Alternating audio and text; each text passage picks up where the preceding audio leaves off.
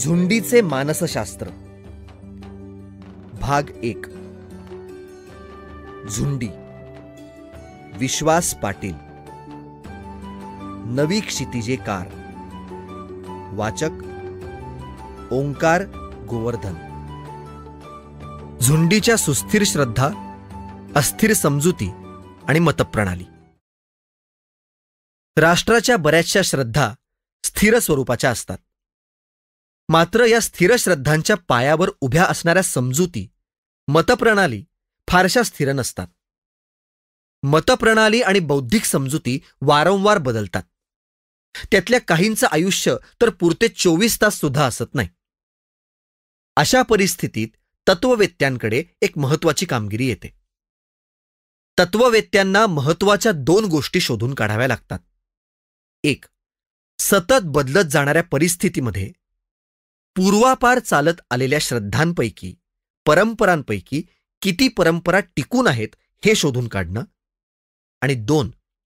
मतप्रणालींच्या सततच्या भरती ओहोटीमध्ये सर्वसामान्य श्रद्धा आणि राष्ट्राची प्रतिभा यांचं एकूण काम कुठलं याचा छडा लावणं.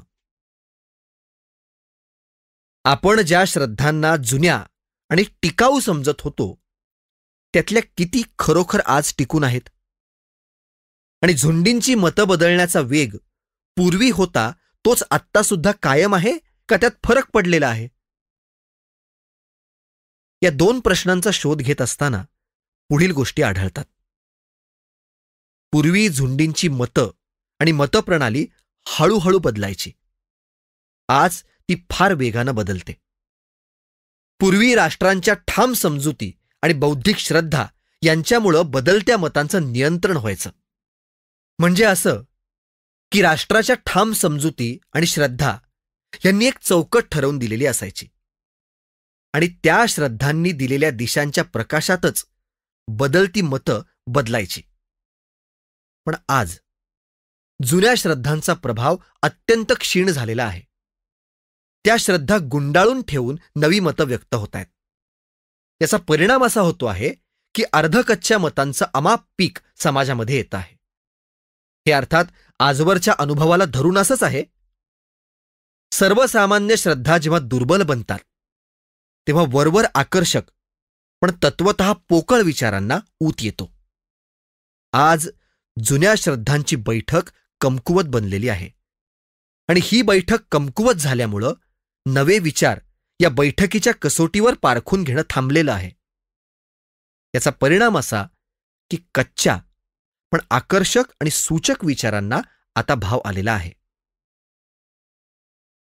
झुंडींचं सामर्थ्य दिवसेंदिवस वाढतं आहे.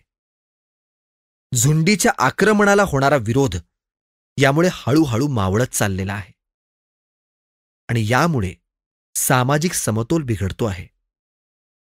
झुंडीच्या मताला पूर्वी फारशी किंमत नव्हती. राज्यकर्ते झुंडीच्या मताची पूर्वी फारशी पर्वा करत नसत. पण आज दिवस बदललेले आहेत.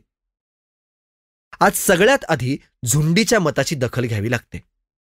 झुंडीचं मत मोडणं हे सर्व संबंधितांना आज अडचणीचं आणि नुकसानीचं ठरतं. अनेक प्रकारच्या कल्पना आज मांडल्या जाऊ शकतात. त्यातल्या काही हितकारक असतात, काही अहितकारक. परंतु त्यांचं खरं स्वरूप उघड होण्यापूर्वीच जनता त्यांच्या आहारी जाते. विचार व्यक्त करण्याच्या आड आज कोणीही आणि काहीही येऊ शकत नाही. झुंडींना नव्याचं आकर्षण असतं. नवं म्हणजे प्रगतिकारक असं त्यांना वाटत असतं. त्यामुळे झुंडी नव्या विचारांच्या बळी ठरतात. कुठल्याही प्रकारच्या आवाहनांना त्या वश होतात. वृत्तपत्र, नियतकालिकं यांच्या संख्येत आज प्रचंड वाढ झालेली आहे. त्याचा एक परिणाम हा झालेला आहे की अनेक प्रसंगी परस्पर विरोधी असणारी मतं झुंडीच्या समोर ठेवण्यात येतात. एखादा विचार झुंडीच्या डोक्यात स्थिरावतो न स्थिरावतो तोच त्या विचाराच्या अगदी विरुद्ध असणारा विचार पुढे येतो. याचा परिणाम म्हणून मग कोणत्याच विचाराचा प्रभाव पडत नाही. सगळेच विचार क्षणभंगूर आणि लक्ष न देण्यासारखे ठरतात. या युगाचं आणखी सुद्धा एक ठळक लक्षण सांगता येईल. पूर्वीच्या काळी लोकमत घडवण्यात आणि लोकांना वळण लावण्यात राष्ट्रीय संस्कारांना महत्वाचं स्थान होतं. अलीकडे परिस्थिती बदललेली आहे. गेल्या शतकापर्यंत राज्यकर्त्यांचे आचारविचार, त्यांच्या महत्वाच्या कृती, काही प्रतिभावान लेखकांच्या साहित्यकृती तसंच वृत्तपत्र हे लोकमानसावर आपला प्रभाव चालवत होते. महत्वाच्या राजकीय आणि सामाजिक विषयांवर विचार कसा करावा, कोणती मतं धारण करावीत याचं दिग्दर्शन या घटकांकडून केलं जात होतं. या घटकेला विचारपूर्वक काढलेल्या निष्कर्षाऐवजी सर्वत्र मतं प्रदर्शित केली जातात. राजकीय पुढाऱ्यांबद्दल बोलायचं तर इतकंच सांगता येईल की जनतेला मार्गदर्शन करण्याऐवजी जनतेचा अनुनय करण्यातच हे पुढारी धन्यता मानतात. लोकमताची तर राजकीय क्षेत्रातल्या मंडळींनी पुरती धास्तीच घेतल्याचं आपल्याला आढळतं. त्यांचं स्वतःचं आचरण सुद्धा धरसोडीचं आहे. त्यामुळं राजकारणाला दिशा देण्याचं काम झुंडी करतायत. झुंडींचं मत हेच राजकारणी लोक ग्राह्य समजतायत. पुढाऱ्यांनी जनतेला मार्गदर्शन करण्याऐवजी जनताच पुढाऱ्यांना मार्गदर्शन करताना दिसते. राजकारणाच्या क्षेत्रामध्ये पूर्वी भावनेला फारसं स्थान नसायचं. आज मात्र राजकारण हा भावना उद्दीपित करण्याचा खेळ बनलेला आहे. जो श्रोत्यांच्या भावनेला हात घालण्यात यशस्वी होतो तो निवडून येण्यातही यशस्वी होतो.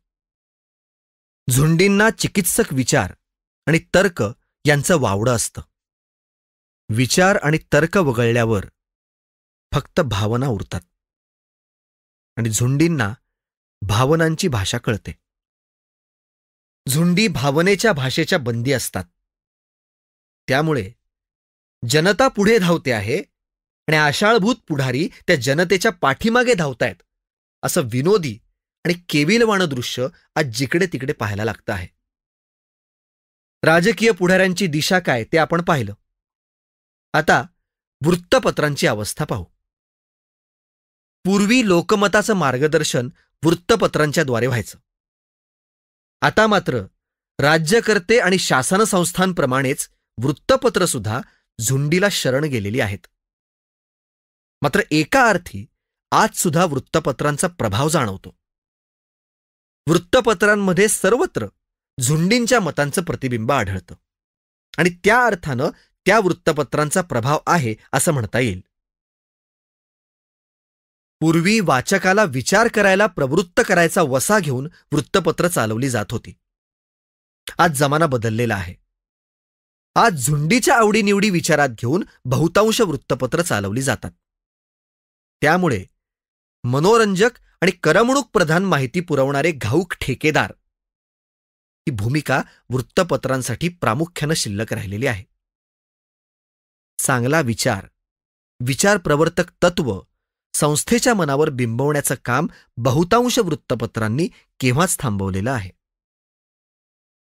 सार्वजनिक मतांमध्ये घडून येणाऱ्या बारक्यासारख्या बदलांकडे वृत्तपत्रांचं लक्ष असतं ही गोष्ट खरी आहे, पण ते एवढ्याचसाठी की लोकांच्या विचारात होऊ घातलेल्या बदलांमध्ये त्यांना त्यांच्या धंद्याच्या दृष्टीनं स्वारस्य आहे. या बदलांकडे आपण दुर्लक्ष केलं तर आपला वाचक वर्ग कमी होईल आणि धंदा बसेल, म्हणून बहुतांश वृत्तपत्रांचे मालक आणि संपादक डोळ्यात अगदी तेल घालून या बदलांवर लक्ष ठेवतात. स्वतःला पटलेले विचार त्या त्या लेखकाला मुक्तपणे मांडू देणारी धनिक वृत्तपत्र आणि नियतकालिकं आता फार उरलेलीच नाहीत.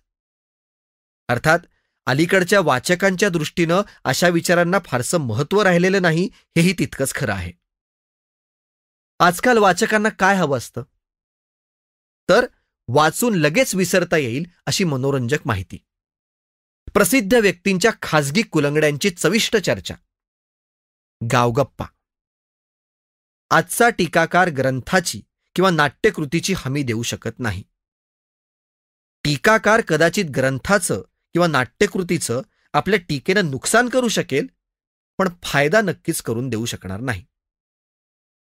लोकमतामध्ये दिसून येणारी दिशाहीनता आणि सामान्य श्रद्धा आणि बौद्धिक विश्वास यांची जी पडझड झालेली आहे त्याचे काही सार्वत्रिक परिणाम दिसून येत आहेत. उदाहरणार्थ, पाहावं तिकडं मतांचा गलबला ऐकू येतो. पण या मतांच्या बाबतीत सामान्य मनुष्य एकतर उदासीन तरी आहे किंवा बेपर्वा तरी.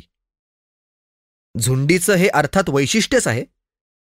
प्रत्यक्ष फायद्या तोट्याच्या विषयापलीकडे झुंडींना दुसऱ्या कसल्याही गोष्टींमध्ये स्वारस्य नसतं. झुंडीत सामील झालेल्या कनिष्ठ मध्यम वर्ग आणि कामगार वर्ग या दोन्ही वर्गांना सर्वच मतांविषयी साशंकता वाटते.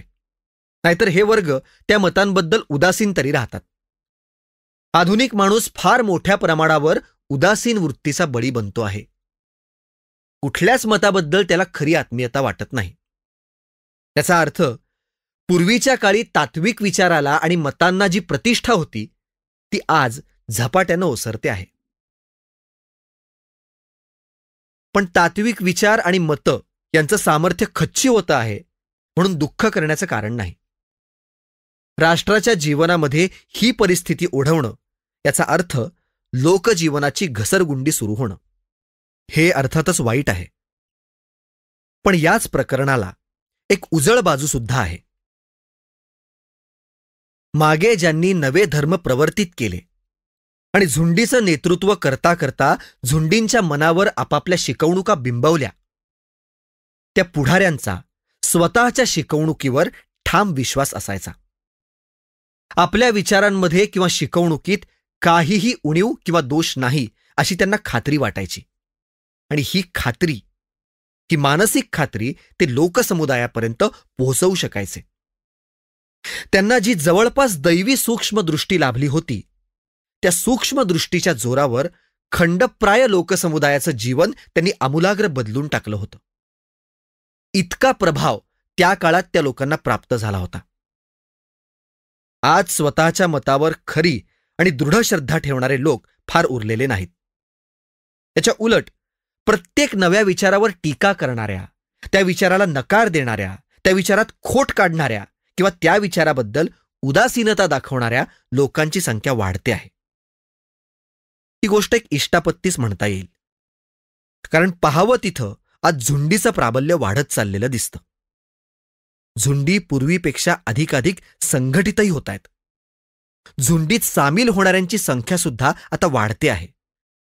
अशा वेळेला फक्त एखाद्याच मतप्रणालीनं झुंडीच्या मनाचा कब्जा घेणं ही गोष्ट समाज स्वास्थ्याकरता धोकादायक ठरू शकते. कारण कुठलीच मतप्रणाली पूर्ण सत्य असू शकत नाही. काळ पुढे जातो आणि मतप्रणाल्या वैचारिक आणि व्यावहारिकदृष्ट्या मागे राहतात. अर्धसत्य माणसाला असहिष्णू बनवतात. म्हणून आपण असं म्हणू शकतो की आज कुठल्याही मतप्रणालीला वाजवीपेक्षा जास्त सामर्थ्य मिळत नाही ही दैवाची खैर आहे. कारण तसं झालं असतं तर त्या मतप्रणालीच्या हुकुमशाहीसमोर सर्वांना गुडघे टेकावे लागले असते. मुक्त चर्चेचं आणि मुक्त विचारांचं युग पुढे दीर्घ काळापर्यंत संपुष्टात आलं असतं. ज्या संस्कृतीमध्ये झुंडीला वर्चस्व लाभतं ती संस्कृती आयुष्याचे शेवटचे क्षण मोजू लागली म्हणून समजा. म्हणूनच झुंडींची मतं नेहमी अस्थिर आणि चंचल असतात ही बाब खेदाची नसून भाग्याची ठरते. काही काळाकरता का होईना पण त्यामुळे संस्कृतीच्या गच्छंतीचा क्षण पुढे ढकलला जातो.